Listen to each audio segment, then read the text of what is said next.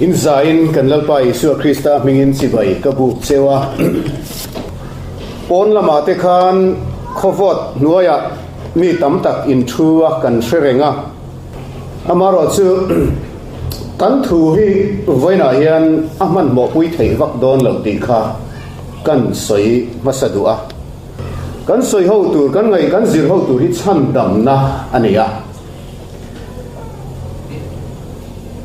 Chhandamna hi alua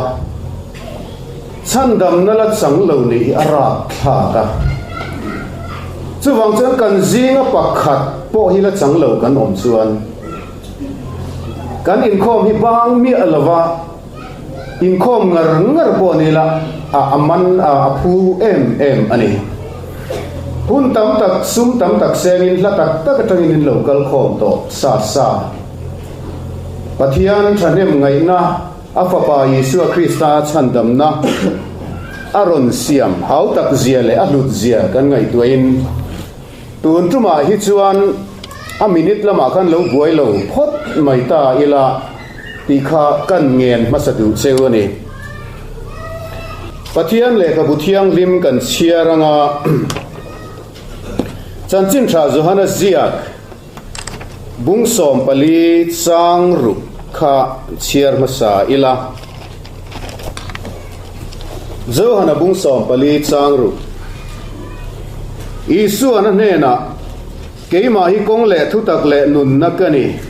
keima akal lo chu tu ma pa nen an thleng ngai lo atia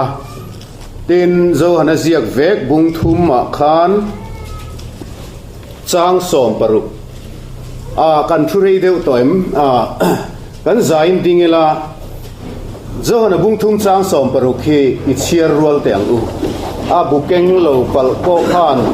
in sesa vekang karing e het hui chu chanchin tha johana ziak bung thum chang som paruk chiar rualang o pathianin khovel amangai ema chuti chuan afa pamal nei chun apea ama chu tu po aringa piang an boral lova zatuana nunna an nei zok nan lading zerila itong try ang lalpa kan pathian min mangai tu khongai na chan vo min pek le a hian lom thu kan hril chea amaro chilalpa kan kova mo phurna min pek hi alianin rit kan ti le maya Chhandamna thu hi kan soi fia zolo kan soi thiam lo amen indo na kan ma chon tu rilalpa ke mani chon kan ne don lo ti ihria imangai te tan hian lalpa nangin min ne sak zo kong che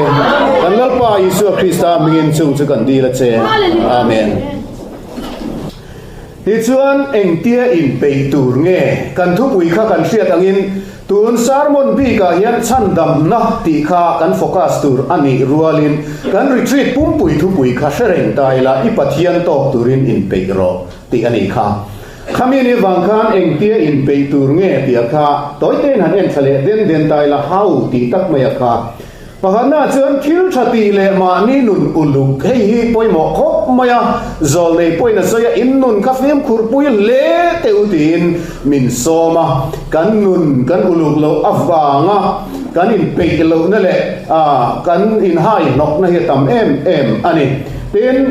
kha kan soi rei man lo kan kal buat tang panina chan sa khuana thil in man pathian ngai sak rongbol na in pek in man khang thil zong kha om thei anga thil tam tak dang po omanga kan soi zau te man lawang kan soi du lama hang kan lu bing theinan kan kal san puat anga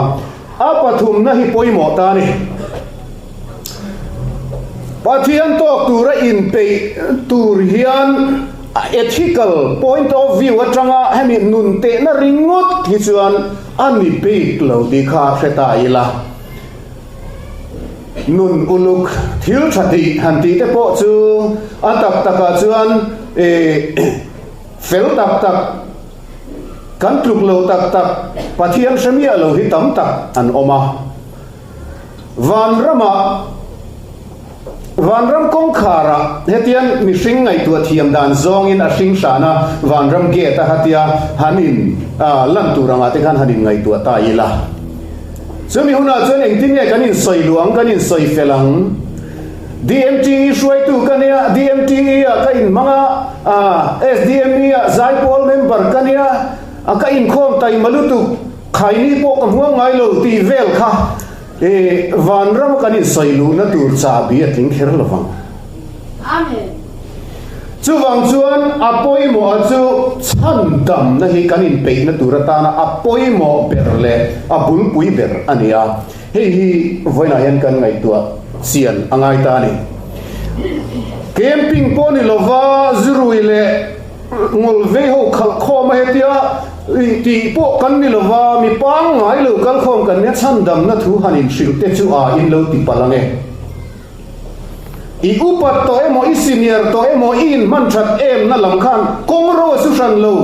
chandam imamo na hi i pathian papa Isu Krista thisen imamo na hi hela ya drugs addict ina mamo ang tho khani itana thisen tul zat le zungol veitana chandam na tan pathian thisen mamo zati in angre amen chuwang chuan voina hian kana vai tan chandam na hi atrula poi mo ni dikha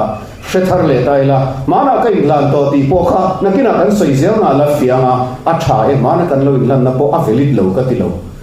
amaro chu khami awanga inda that ngot kha atha to don lo vani ni nakina alaram lang zel tu rangai la thome ti chuan chandam na kan soi don hian poimo masa ni a ka hriat a camping a te sermon enge mo zata kan soi thin kha sermon khata fai thia kan tum sia kan soi khak kim seng don lova chandam na le a che vel thu poimo kha amaro chu tlem tal han chui zau vek kha ero chu kan tumanga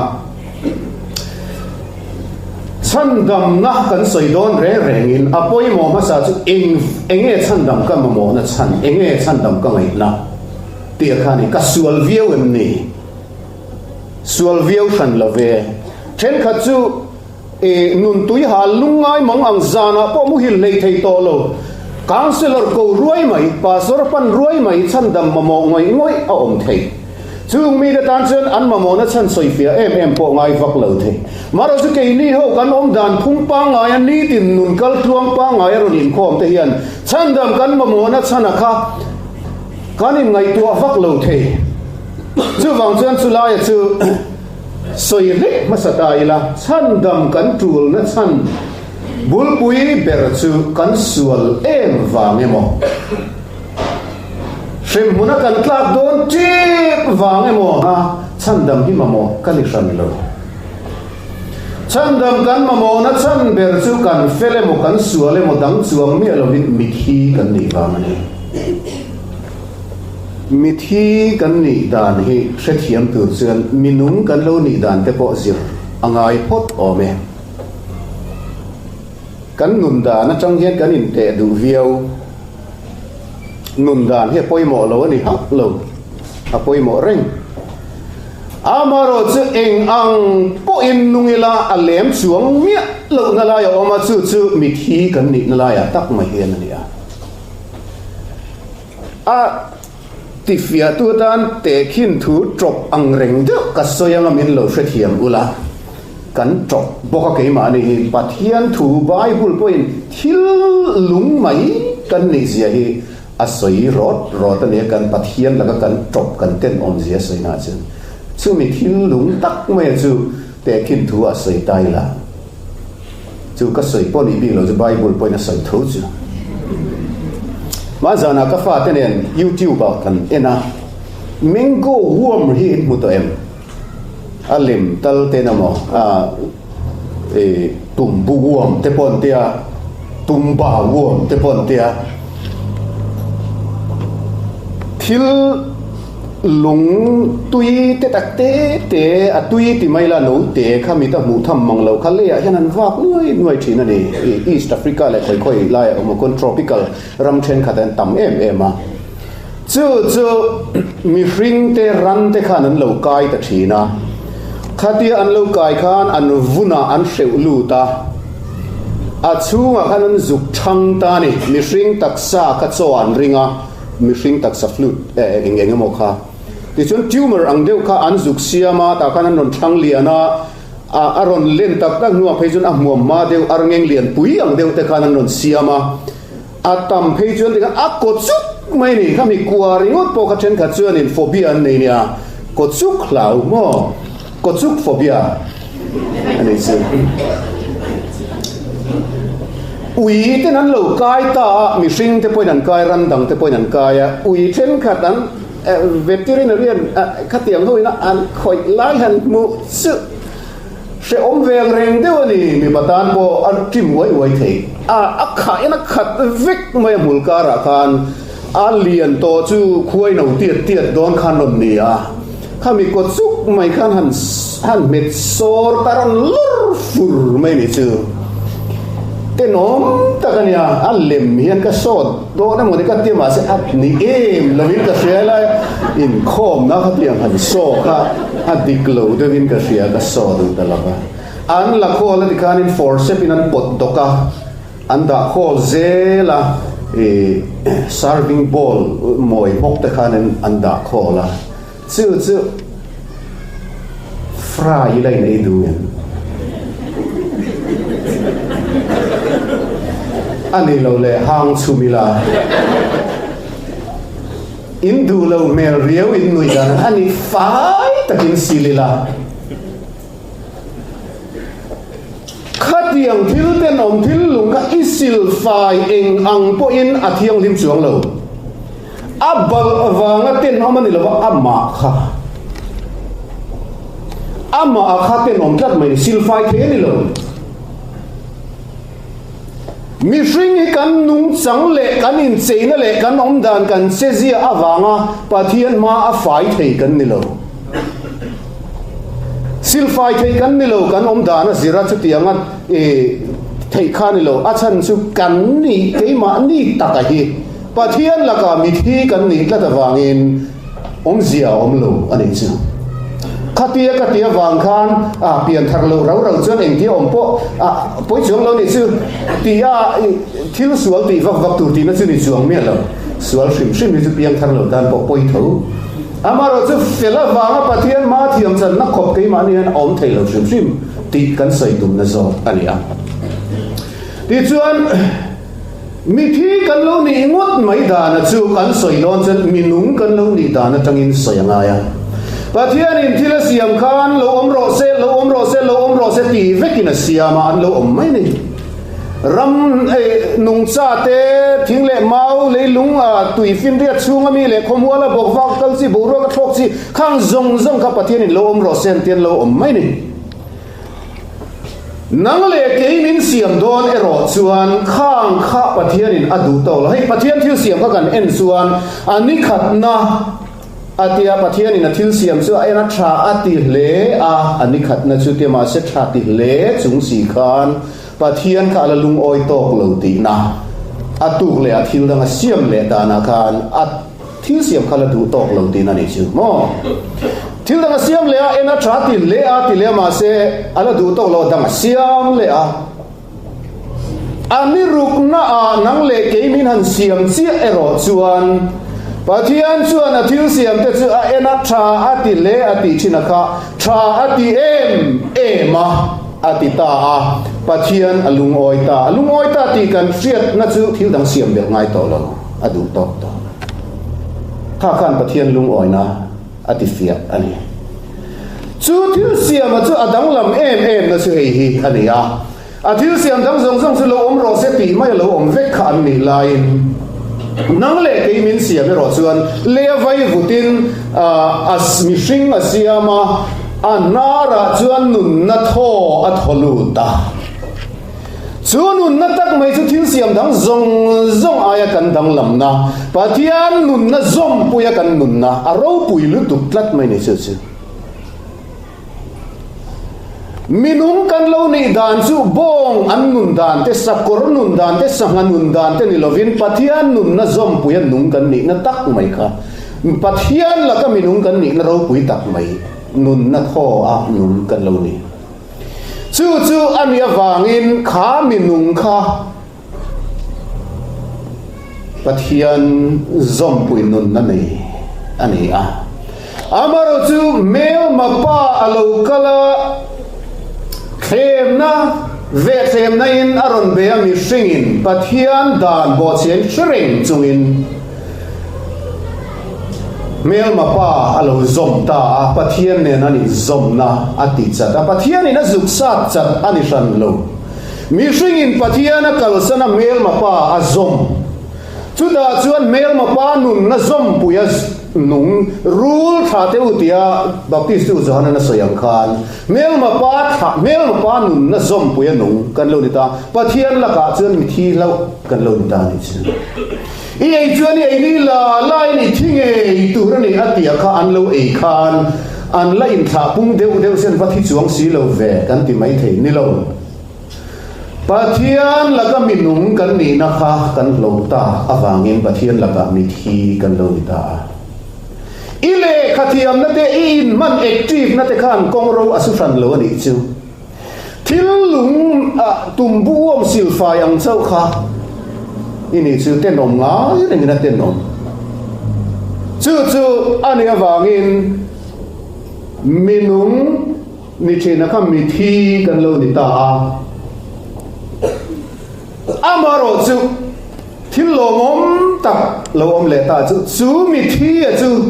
Chhandamna chuan minunga aron siam le ta ai aro pui ka ti em lai chu hebraizia tuin thuthung thale zual ati tak mai ni pathian nun na zom puya minung kan ni na kha nun na tho mangati nun kan ni chu kan lo mi thi kan ni to nuwa kan amma minunga min siam le na chu nun na tho ni to lovin nun na thi sen na ni ta ni chu amen hallelujah aro pui ti ro chu ni thuthung thale zual su pathian fa pathisen a tho maya min tinung to lovin a thisenin min tinung ta amen hallelujah amen lalpa kalome tia in lan khan chu ta chon Chhandamna tling re a fa pathisen manga ati nun na se kha kalome lalpa tia izom khan pathian laka minung ilo ni tamai ni chu kan sermon a hian atop re ta tan chau ni lovin hetia kan soi pa hian pathian ne na impact lu na tu Chhandamna huanga ilu na tur chu athu a hian a om re kan la zirbel lekang Chhandamna hi enge Chhandamna kan ti hi enge shemmun laka Chhandamna ni zoram thalai tam per chen hi kan fei per shemmun laka Chhandamni hi kan du poimo renga poimo po chatuan mei mi theilawa chatuana om tura khami ma ba ka om khara khlak maya shemmun hi kan lung kham ma camping kan lu chan le ke speaker thu soi thiam tak phei chen mi han soi thaya atlan chhuale na lam soi thleng mang si lo khanin a lo om tok chia khan han soya camping bo ruwa ka kan lo in fun to thin box sia zana kan mi han mutir ta thina ka tiang condition khan pero shemmun nan soi lo om thiam zia le kan nun na der thon zia eng lai ko liam mai thei kan mi zia te sei shemmun ni chu om lo se kan ti ve tang te ro ni zana nga te khanin wana tangkian pathian tharau khan hai ruwa lo tu ma hai thei lo oi lo thei lo khanin ron puang ta sela ring tu te u ka thu in siar hian in fesual ani shemmun hi chu tiang in shin shanin atak takin om don lo ron ti mai se che voi nai in khom kan tlem tang kan thalai shoi tu fel tak pai kan mu phak lo mai thi si maro chu kha ngot ero kha chu ani lo ti kha shemmun la ka Chhandamna ani ngot lo ani lo tok chu kan ti lo ma se ani per he ai basic zok hi om ti kha kan han soi photanga ani le van ram kai na em ni Chhandamna hi van ram kai na ni chu po kan du kho ma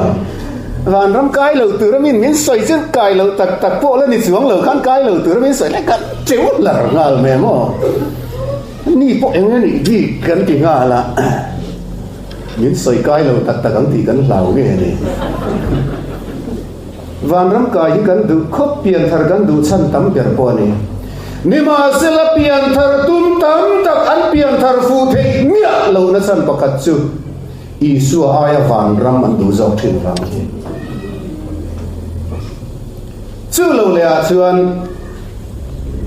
zona dang le chu Chhandamna hi enge ni ti zona kal zela kharin Chhandamna le pian tharna a in angim thil thu mun ani em lo in zot ro ru khan lo chang ro hemi pathum hi toy te te in chan kan tu manga pakhat na chuan Chhandamna chu ani na ta ba chun sual la ka Chhandamna ni sual la ka Chhandamna chuan thi na la ka Chhandamna po keng tel nga la shem mun la ka Chhandamna po keng tel nga la amaru chu shem mun ti te thi na ti te chu sual ra mai ani rom le kha thon tein chiar chuan chiang takin in muang sual chu alo pui tlin chuan thi na a thlen sual man chu thi na ani atia ara aman chawani thi na te shem mun ti te chu pathian hian ara la ka min Chhandam lo adu lo ber chu sual a zok ni sual la ka Chhandam ni pe si lo tum si lo shem mun la ka Chhandam ni du to tan pian thar na kong om lo panina chuan ni chin khan van ram kai nai mi kan tia kha hi chhang le don tai la van ram kai na ani lo top chu kan ti thei lo ni te re nge amar chu aya masa zo ka chuan pathian le mi hring in them to in nei le na ni a pathian ramalu theina kong om chun ani mangai tu le a mangai te sual awanga in them to te in nei le na hi Chhandamna pian tharna kan ti chu ani chumi chu du si lova isu ane na in nei le tak tak du mang si lova awan ram chin chia han chan tum zong khan pathian in Chhandamna design lo pathian in afapa ape che a idam na tur chu chu idu chuan Chhandam ni anga ma se a in nei le lam itui lem lova awan ram kai lai ngor ngor ituya khalaya Chhandam ni tum chuan camping en zat po lut ma la I lo king chuang lawang apathum na chuan Chhandamna le pian tharna hi ai nangem thil thu mun ani em ti zo na kha ela hen chan le tum tai la Chhandamna le pian tharna hi a in zom tlata thil thu mun ero ani lo vasant vihar ti le Delhi ti hi thil thu mun ani em Vasant Vihar chu Delhi a chuan a omte meu mai ma se Vasant Vihar ti le Delhi ti chu thil thu mun che chu ani lo deu tiro chu kan zir chun zom zel na a chian chho te po be sei tai la thome ti chuan Chhandamna le pian tharna chu a in zom tlata thil thu mun che ero chu ani lo kan ti a chu tle min soi chian deu tum ta ila pian tharna hi voi khata zo ngal event once and for all ani mo Chhandamna ero chu thilkal zel ani process ani ongoing process ani chu pian tharna le Chhandamna in an lo na ani phot khalai te ha kan chian angai ne voina kan ngai poimo chho te zinga mi ani a ten panina chuan pian tharna chu pian na ani a bultan na ani chu pathian tuin chiang takamin zirtir ani a Chhandamna ero chu a bultan na chau ni lovin a bultan na tlan na atanga van ram thleng ani pathumna chuan pian tharna chu thil lom khat thil pakhat ani a Chhandamna ero chu chhawng thum in pathian thuin min zirtir hei hi kan focus ber tur pakhat po ani voina kan Chhandamna thu zir hoa hian Chhandamna chhawng thum kan zirdo na ni apoi mo le chu khami Chhandamna chhawng thum apum puya changtur khan zoram thalai te hi pathian in min ko Chhandamna chhawng thum a chhawng khat na Chhandam to kan ni na hei hi a theological term chuan justification ti te point an sei pathian ina fapa Yesu Krista kan ai o turin min pe a kan sual na zong ai ron o kan sual a phura chu athi puya kan sual ber athi pui to kan ai o tu ina thi pui to wang khan ke ni kan thi ve ngai to lova thiam lo kan chan ve angai to lova kan ai o ina ma in thiam lo aron chang zo to a ke ni chu ama zara thiam changin min suata a chu rin na kan lo pom chia khan justify mi fela ruat thiam changa ruat kan lo ni ta ani chu justification kan ti chu nia chu Chhandamna chhawng khat na ani a tong kam na kan soi chuan pian thar na kan ti lai tak kha apanina chuan Chhandam me kan ni na cross kong hei hi a theological term chuan sanctification ti thiang lim zela kan omna kha Chhandamna kal zela kha anita a Chhandam me kan ni na cross kong a pathum na chuan la Chhandam tur kan ni na hei po hi ro pui lu tu tlat mai ni pathian thu hian Chhandamna chu tikhani chang zo to min ti selang chuan a poi ngotang a fe om ngotang o thum em po ni lawang tero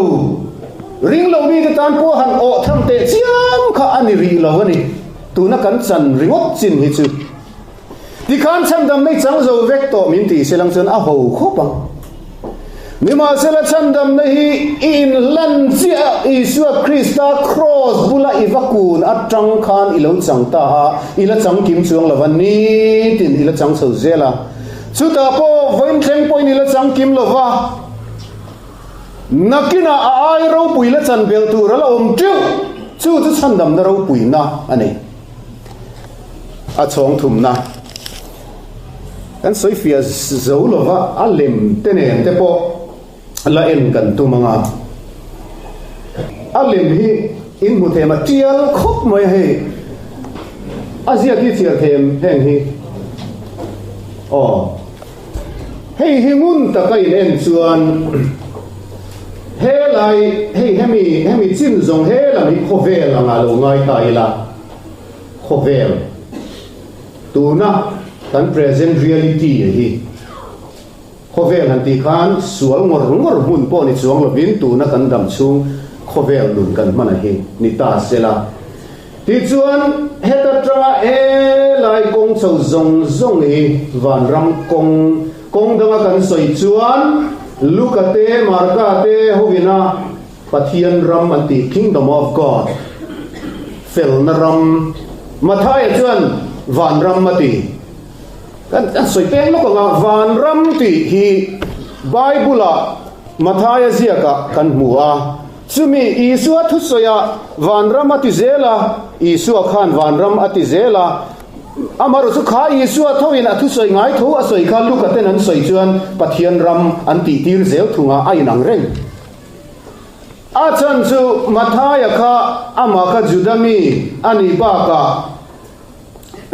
athuzia chanchin thaka juda ho target dewa azia kane juda ho win pathian ti hi soi an she an ti tin van ti hi pathian ai o in an mangfu shima kha phapatlan bo point ka pa vana mi chunga le nang mamit muin thil ka te suale atia vana mi ti mi zo tonga kan le te kha agri tong dik ta ka chun ka pa van la ka le nang ma chunga thil ka te sual ti ani van ti ka pathian soinan an mangzel chu wang chuan mathai chuan pathian ram ti ai khan van ram mizo tong hian kan lo let fim khur tok lo hlek nin ka sia kan mi ma sa te dem na shim ni lovin van lal ram ti tai la kan fia hlek in ka ringa chu tiang bokin pathian ram ti ringot loin pathian lal ram kingdom of God ani wangin kha nita sela achiang deu sot chuan karinga aom zia chu Isua Krista atanga in tran chia pathian in lalna aron chana pathian thu nei na rama kan lu tan na chia kha pathian ram asoi chu ni ta ni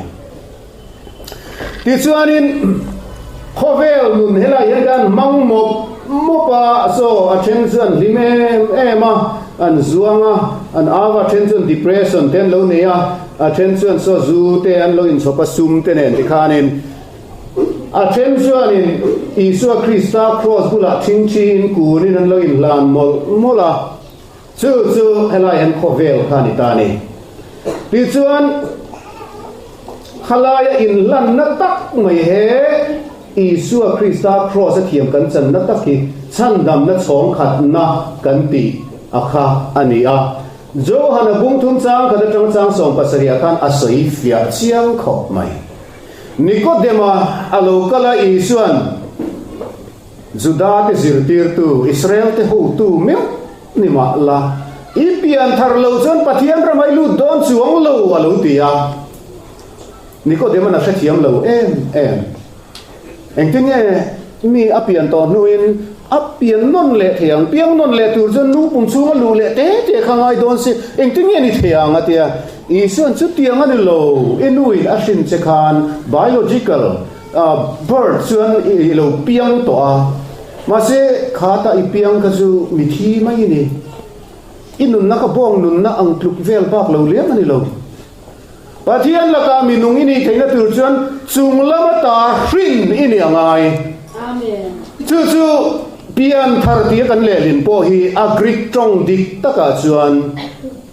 chung lama ta hrin ti ani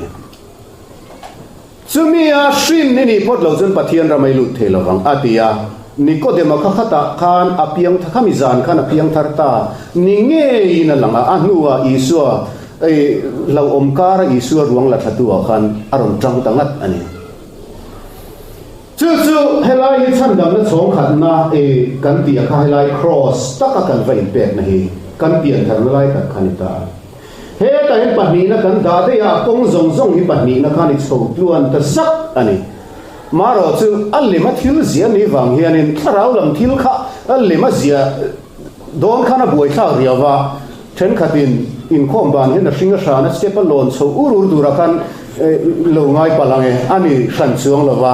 tin cross te hi tan kan da ringota hemi kong kan kalian cross kan kal san ka wang don tin ani lova a kong hi cross li rina khat zo ani ka kan da kha so vek chu la ya kal so lai dia lia don box ya ni kha alima chana fia seng lova ki chuan helai kong zong hi Chhandamna chhawng ni na kan tia chu lo ni ta Chhandam me kan ni na ki chuan ki la ya kian alang tak thei to lova me le tang kan mit kha ni van ram kha han hu thiam to lova ki lai ken van ram khom tu rangai tu ta wala ti chuan rombung som pathum chang so ma te petera thon khat bung atam lu tu ka kan da seng lova rombung som pathum chang so mai na soi chu kan rin tir lai ai khan kan Chhandamna chu anai to zok si a pola na ti arin tir lai khan Chhandamna chu chang lovem ni chang si ma se arin tir lai a chan ba Chhandamna la chan tur ro pui tak kha ala omani ti a hriat chiana wang khan kan rin tir lai ai khan kan Chhandamna chu nai to zok si a alo ti ni Petera point chu ti tho chuan ti a Chhandamna hun nunga lang tura peisa chu buturin Chandam to te ne na khan hun nunga lang tura Chandamna chang turin ala ti chau ani chu na kina lo la thleng tur Chandamna kha ani le ta ti chuanin poimo ta em maya chu ka voina kan zir tur bi lai ta chu hemia konga hi ni ta a chhawng ni na lai ta ki kan ngai poimo ain lan ringo ta isu kan in lan zur zut lom tiro a konga yen kan kal pe lo thina wangin camping lo om le vele a ril ru chak deu phei chu in lan ma sapola kan tang le ringo ta ma in lan non tut ringot kha ani lo khi lai theng tur khian kalanga ya chu kan soi tu ma chu ni thì chuan in hela yan poimo em ka soi tu ma chu hela yan hei hi chu a in la na a in lan zo yan khoi lam kong nge a zo don ti tak me kha poimo ta ni hei hi chuan ti fu le mai khi in mu them a in la na lom takin kal nal mai ne a kong lam zo khan pakhat ve thum zo a in la na lim ve em ringot me la yan Yahoo atia mo Yahoo chu ti kherlo mai thea hallelujah amen te poti ve thotura ngai tai la mo genuine takhan lalpa po afak ve thong maro chu helam kongzo talo khan helama hian ro ti he mai ni khovel kalsan lova pathian na chandam du na chan se ka sual la ka chandam na kha pathian na ngai poimo ber ni ban khami mun kal san chuang lo khalai mun atanga lalpa fak ringot kha atok lo ti na ni chu le lama chen khovel kal san tu ti le ma lo in ok thum ngal ringot ange khatia a hring sana del hi chua san ti na lampo ni chuang lo mse thiam vek ti ro ti chuanin adot le a hianin kan soi tu ra chu ngoru khami ma khan hei hela hianin bible chang reference kan datlar ta tur maya chandam mek ti te kha kan soi ve ringota khoi mi nge mai ron phua chop le min ti mai thea ka phua chop ani lo bible in a soi ani chu kan em don ani Chandam mek ti hi atong kam ngel ngan chandam mek ti literally in Bible in mun engam zata manga tin khami tong kam ngel ngan vocabulary zuk mang kher lo khan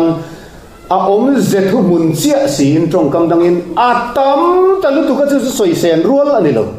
a then ken te chu kan soyang chu enang o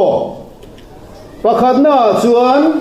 tin achandam mek apiang te chulal pai ni tin an mena atel tir zel thina tir ko te thil ti bung ni chang som li pasaria keini chandam mek te tan ero chuan pathian thil ti theina ni zo ke a thu hen chetro cross su boral mek te tan chuan at na ni sia keini chandam mek te tan ero chuan pathian thil ti theina ni zo ke ka thu sil cheu kha in ring mai ngun tul hen te chia pe ka thu sil cheu kha in ring mai ani lova in pom tlat ani chuan chumia bok chan chandam me kin omani ring mai ni lo ring tak chu mi piang thar mo mi piang thar te chu chandam me atile bok Chandam me ka te le boral me ka te chuan pathian tan Krista rim tui kan ni heta chandam me ti tong kam aman na zong a context zuk en ula ring tu te Isu Krista nei to tu te soi na ve chu wangin mi piang thar to ring tu te chandam me ka lawm te chu kan ni mana chandam ni na vain lan na du to ka chandam mek ni pe lo ring tu te hian van ram kan thlengangim azo na in kan dang nang ma nin chang mai ro pathian thu kan zir chun zom zel na alang don a dot le a chuan in kan en le tur chu a tong kam dangin a om ze thu mun si khan bible hian a soi tam talu tu ka chu soi sen poni lova tlem te chau kan tar lama pakhat na chuan zo hana hian ti hian tia apapa isua thisenin kan sual zong min ten fai sap thi nani mo zong plural mana thatu te awanga kan ni na sual ringot poni to lovin ni tina chandam kan ngai na kan lo dai sual le pal thin te kan sak lo na thin te mo lalpa kan lo phat le thin na zong mo zong chun zong a huam mo zong kharon mangta ni chu chuan atlen fai sak na lam thua po chuan cross a khan aron tlen fai tak sak to che a atiringot lova min tlen fai sak thin ani voi khat thil mai me lo tin ani chu mo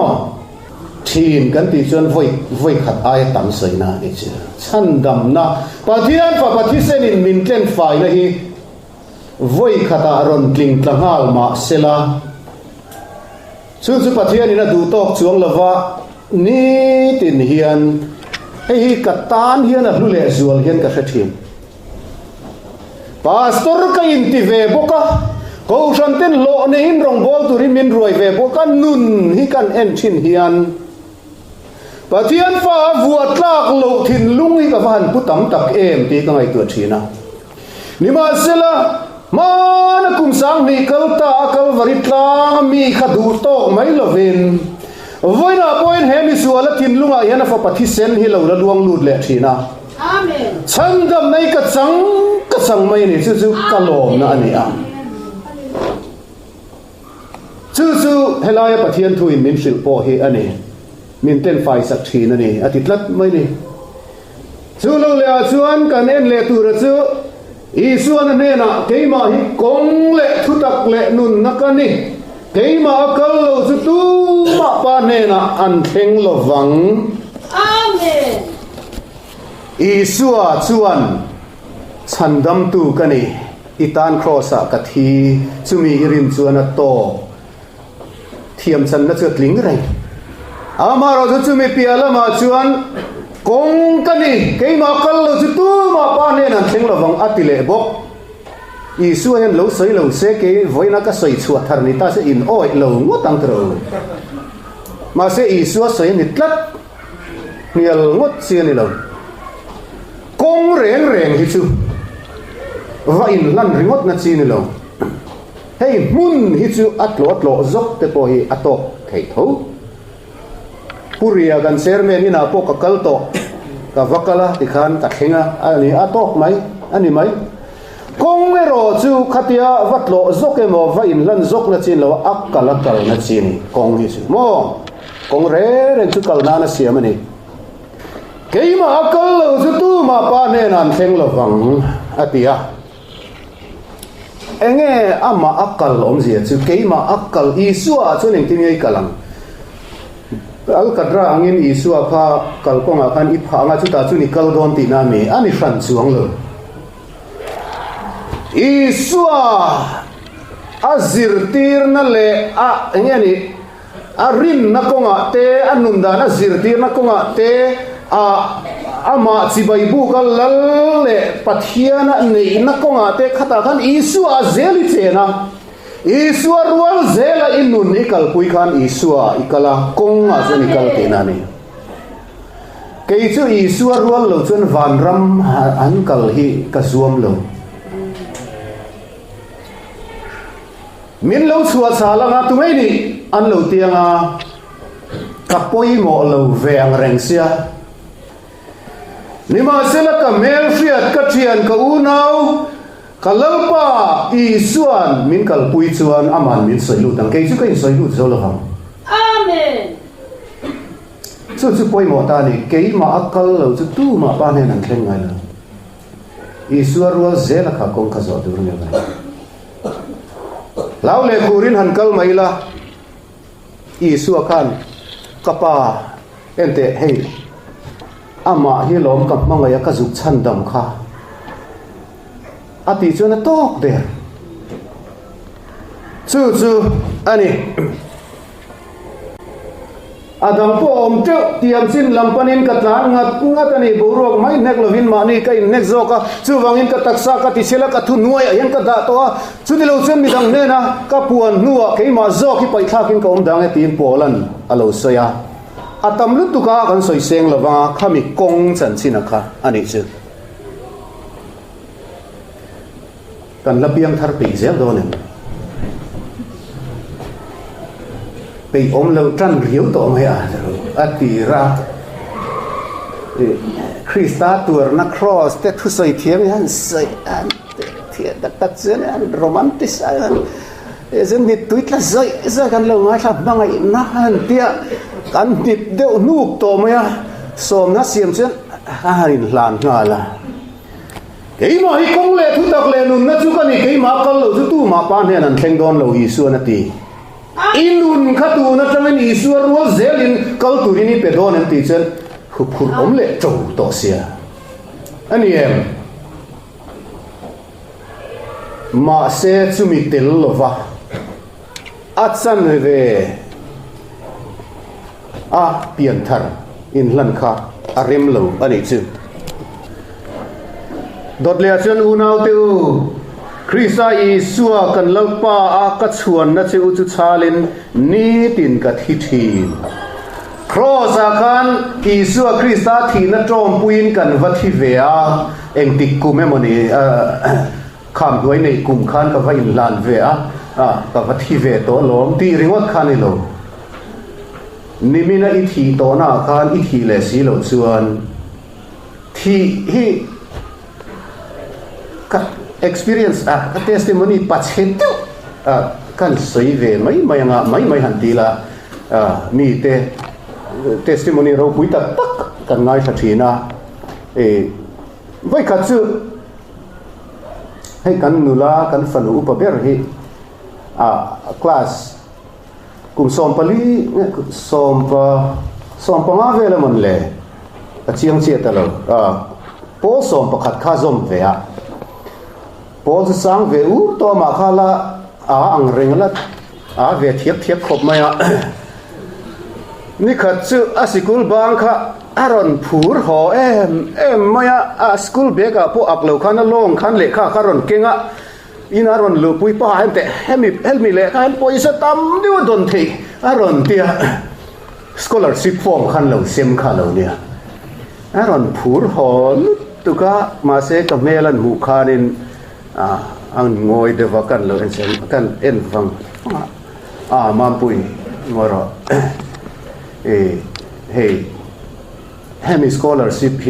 hi Asia hi nung lama hian en la kum khata chu ti zat la lut phalo sin te dil thei tu Russia mania ke ni chi hei pathian khongai na zara hemi dil thei lo to chia hianin pathianin malmin soma kan deal chuan income certificate lem te kha dot in kan siam ngai do na deal lo miang katia aron lim ho ti ring ne na khalaya minute second re lo te a mel hanin thak thut kan ha ka khongai mani chu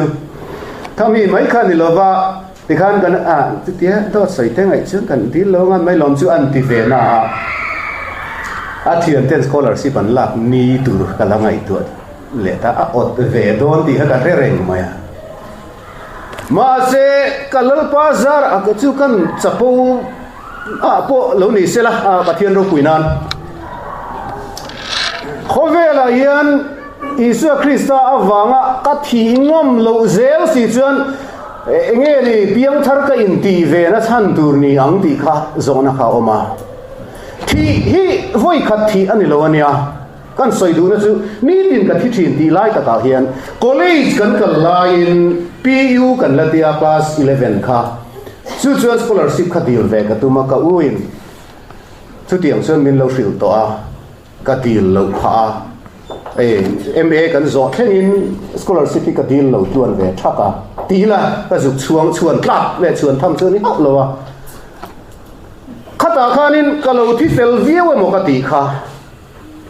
he ta ka fanu ina an keima ina ka chan kha chu a har lo an lo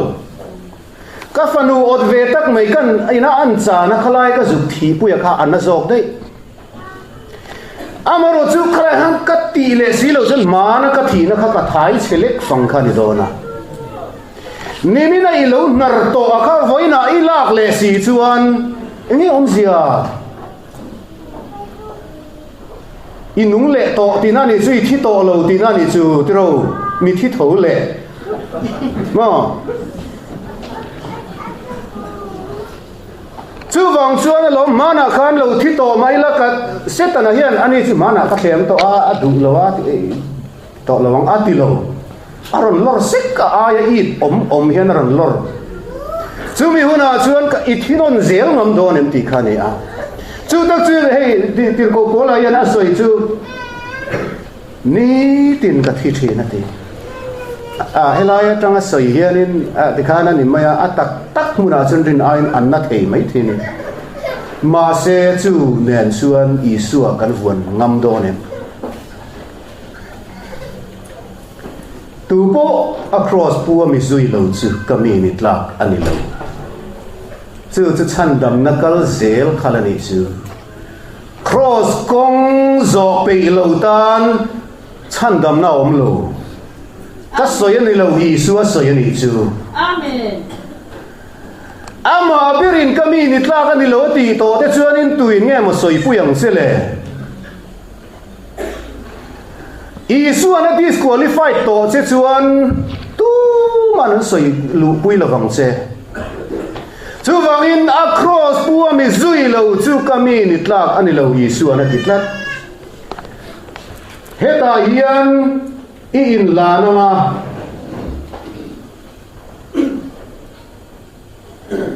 lalpa kalome itiang suta chia chuan Isua ni ko deman he na asoi chu ipian thar chia khan ba pathian rama ilu theitan ati mi tu pon pian thar lo chuan pathian rama an lu thei lo fang atia ki lai van rama soi na dai ni lo ania khalaya pathian rama soi kha zir chiang ro hei van ram hi chini in kan manga mizo tonga hian van ram tia one word in zom ma kan zia hian nakina ring tu te lalpa ne na kan sen da tu van ram soinan kan manga maro su van ti le ram ti asanga kan soi hian kan zia hian helaya kingdom of god kan ti kingdom of heaven soina vekha bible hian ani chu ni wangin mi apian thar lo chuan helaya pathian ram haina lu theilo te pian thar chu ki lai kai na milovin helaya lupna helaya kaltan theina ani zo amaro chu khalaya lut lo wakal tu manom ve tho thina helaya ti hian leilon lo in do chop ve a so in muem zo na bung som chang khat le chang sari kan chuan beram huanga kongka lut lova kong khara lut lova danglam lon dem churuk mangle suam mangten ni atia chang saria chuan ke hi beram kong khar chukani atia heka chi hian amuna om hei po chu ti tho chu ni a chung zong kan ngai tua chuan voina hian Chhandamna hi pian tharna a Chhandamna chhawng khan na changin chumi chang lo tan chuan pathian ramet alu thei lo hrim van ram khi lai thei chu a soi pha kan ni lo pian thar kha angai chiang bal phot ani chu 100% in kong dama om lo amaro chu iwa pian thar khan akonga khanikal zel angai ta across pu mi zui lo chu kami ni tla kan angai tla ka ha tla khle mai tro voina kan thu zir ho chu tei om le lo ang reng le mai van ram han kai po chu kong a thui viau don thei chu pu sang khan ki man camping te hian o kem suan ni hian ke pula hen patan thadel hi thing tuai tang tum nen lo din ti ri la alo chu ma sa piang hi lo vot mai se la van ram chu kan kai kim deu berang la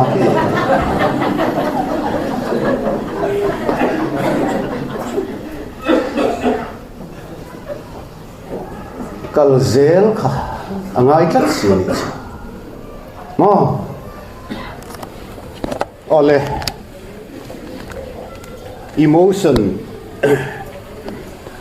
emotion han so makati han ti te chiang po angai lo ve voina hian kan thumai tua ho hi khoilai delhi khom hun thalai dewa flat vanei ve na le enga mo khatiang ro sum thil le ti mai khani lo satuan dai thil kan soya pathian pa pathisen a involve ani ti hi ila Amen. serious takini ngai tuangu van ram kai tura in ngai tok vela in lan ringot turin a kong lo che Chhandamna chhawng thum kha afa ya chang vek tura ama zui turin a ko che Chhandamna chhawng kha chau lung oi pui hi chu an khong ai thla kati a chhawng ni na po kan la lung oi pui lova a chhawng thum na tur ma chhop ro pui tak kan la nei ni a dik tak chuan voina hianin ชันดำโตแต่เละชันดำเมกะละอมเตโปเฮียชงนี่นะละกะเมกะเตโปเฮียนกันละสังคิมละวันเนี่ยกันสริงปอยนะมินละตีรูมนะสัจเจเตมินมังไอตุอิสัวกับมังไอเจกันนันตีเวจังปัวอนุละกะโคเวลินมินหันใช้บวยเละที่สีเจเตกันเดรเดบสีเจเตลัลปากันพัดสนะกันรูมนะจงเตไงตัวชวนชันดำนะฮิกันละสังคิมโลเนน่าตักแต่ก็กินมากันสันหุ่นตัวจะเราปุยโดนนี่วันนั้นกันรูมนั่นแหละกันเหลี่ยมนั่นทิ้งแต่อับเบ็ดโจกันจันนั่นทิ้งแต่นุยจัตตากันสังตองสมัยหัวหน้าชวนชันดำนะฮิอับปุ่มลูมินอามาเนนกันสังต่อโดนะอามีมังไงนะโปเฮียนี่อังโรตินกันเสียตองอ่ะแกนี่โปอินกันมังไงเทียมเวตองสมัยทิ้งสังตัวชวนมินโกอันนี้อันนู้นนับเป็นตู้ส่วนกงกลัวนะอามาจุยตูริน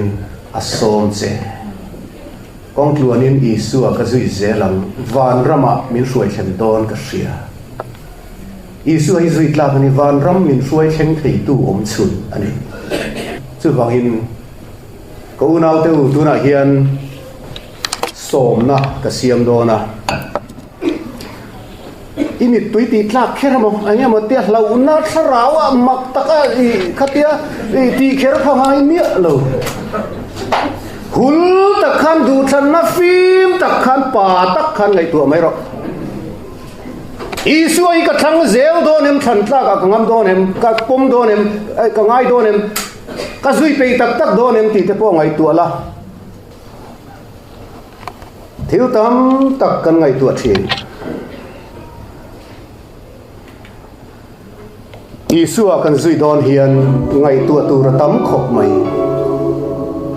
กันกัลสันตูร์โคเวลเตกันจานตูร์เตป่วยกันไงตัวทีนะกันอุยที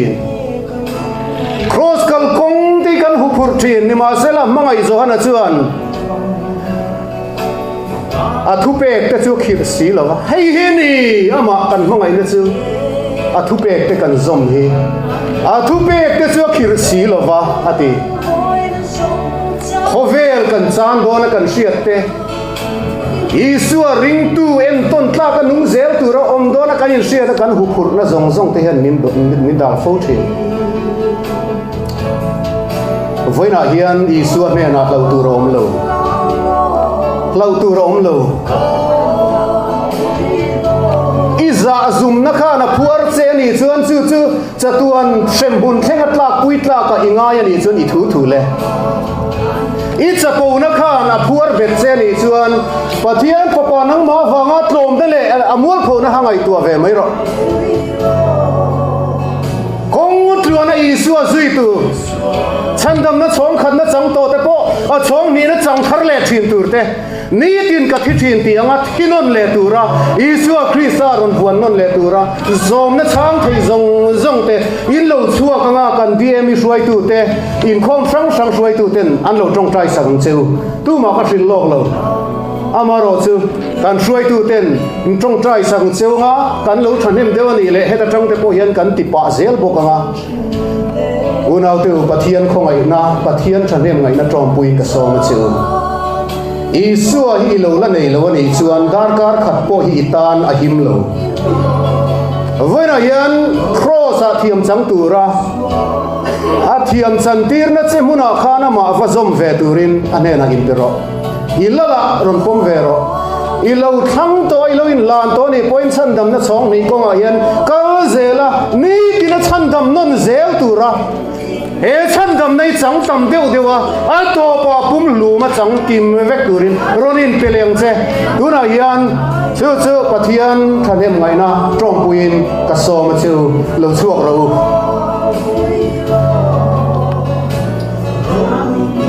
อิสุคริสต์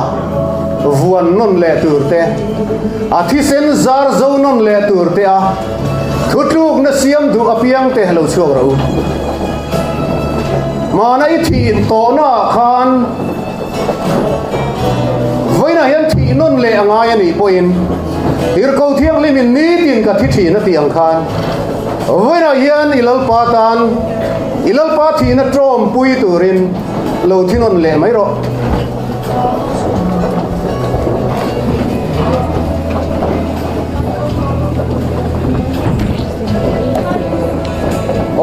rem chang lai piang a kan ti khan ding mai ro he lama ho alo la kal zel theya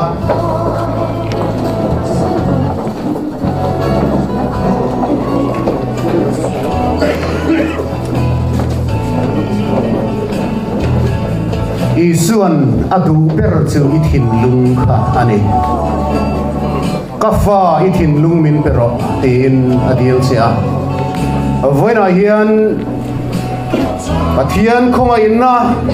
riru reng a hriat sen lo kha in chunga hian lo om sela chu khonga inna changtu te in ni zia chu ni tin athar zela in nuna tam deu puan chu om theina turin lalpan mal som cheu se kan hruai tu te kha tong trai sak tur khan kan dina a lu chunga kut ngata in tong trai sak zel tur khan hei mi pathian khonga ina zara kan that nema kha atia amal mala in tong trai sak kha a har sa deu lek don alana wangin kan vain kan tong trai rualang kan vain kan tong trai rualanga lalpai chandam nei lo varo puyem if pa Yesu Christa in cross a kan min lo chandam to chu mai chu du to lovin ni tin min la chandama if pa thi sen kha ke mi chap lo sil fainan hian alo la luang lut fo mai ka lo me amen chu mai chu ni lovin nakina nat te lungai na te rin om lo na le do thu te na kan nun alo ti buai lo ti rum thin na zong me vika om huntu nang man ne na ro pui kan puan huntu ma chop min la pek bok awangin lom thu kan sila che amen sumi chu thleng tur le chang turin ato thlenga isu zui turin Chhandamna atluan klinga chang vek turin I khoi na vain karon in pe ti in kanin la nanga lom thu soi sungin kan vai ni tong trai rualam u hallelujah lalpa kan pathian min mangai to vaina hian I khoi na ro pui tak kan huwa wangin lom thu kan sila che Yesu Christa a Chhandamna min pe ro pui zia he I thua kan huwa alvari tang cross a kan thiam min chan tirani ti kan an ngai khak ten kan lom thin lom thu kan sil sia chu chan po kan du thin nima sila chu tak chang zo vector hian a kong zo tur min pe ki kan zo pe lo vo thina nangma thang tua in char si a kong zo pe si lo te hian I ming kan ti che thin lalpa min mai to mong se yang thara in chal te Isu nei tua in chal ten zorama hian Isu mel kan ti chia chan chin tha kan ti ming che thin ani lalpa he chandam na kong ya tlua na zo zel te turin nang ma ne nei in tok tura in pe na tak kan nei thei na turin nang in mit chan puila o voi na ron in lan thar le ka unau te zong po in lalpa nang in khoi na thara vin an thin lunga thu soi la tunan thu than nan thin lungan ron siam he if apa thi sen thil ti thei nai lalpa nang in nem he sakla lalpa nang mata na rinom taka cross puwa mit tuine na kal atul na po kal zel thei tura lalpa nang in ti chakai chan pui kan dua I rualan kal lo chuan lalpa nang ma an tok ngam don lo che lalpa if apa Yesu Christa phe na lo chuan I thiang lim na ma yan kan ding ngam lo kan tok ngam lo che ni chuan lalpa ma nin kan kal thiam lo amo kan lalpa Yesu Christan ke hi kong le thu tak le nun nat su ka ni ke ma kal lo chu to ma pa ne nan engai lo tiang ka ama rual zel kan lo chuan I mel eng I kan mungam lo kan tok ngam lo che ani lalpa voina hian Yesu Christa ne ni ma kan lo tinge lalpa kan kal zel na po ama rual zel kan kal thei na turin min ti chakla kan nu na tang hian lalpa I ro pui na te puang suak sel la I eng te lalpa kan nu na tang te hian nangin en chua tir la lalpa kan pathian min mangai tu if apa Yesu Christa adam na iron siam kha keimani kal tlang po mi dang te dam na lo ni zel theina turin nangin mal min som bokang che lalpa kan pathian min mangai tu nangma tok tura in pe turin min soma avau te point min vau lalpa itri bai zia le ithiang lim zia te kan ngai tu chuan nangma to chei kanin zuam lova kan lau kan khur thin ani I local le hun tur mi te nan soi nai ringot point kan phok lek thina kan lau thina ne ma sela lalpa min din lia tu ri fa pa Isu Krista wangin lom tu kan sela che ama ne an chuan lalpa nangma kan to don se wangin kan lau lova lom tu kan sil che ne lalpa kan pathian min mai tu chu Isu Krista chu a rual zela kan kalama nen nge inen kan lo then theina turin kong tluana ma zui thei turin min ti chaken min suai zelang che kan lo pa Isu Krista mingin lom thu sai chungin chung chu kan di la che amen lapan mal som che ro se ole thut buna ole